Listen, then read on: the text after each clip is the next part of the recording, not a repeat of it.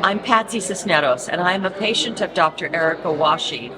I had a left knee replacement arthroscopy, and it was done on February 16th, 2023.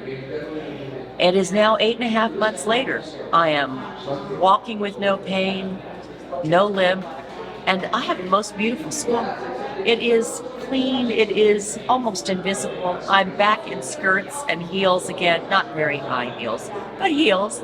I'm a professional speaker, trainer, and coach, and I am a public figure. So it's very important to me that the doctor listened to me when I was ready to have my surgery and to explain this is one of my concerns, and he listened to me.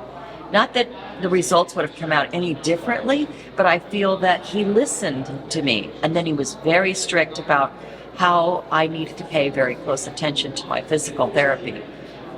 That I did. I worked my buns off because it was a tough road, and it was worth it. So worth it. I went to Yellowstone National Park 6 months later, and here I am 8.5 months later at a breakfast celebrating the wonderful team that is at AVORS.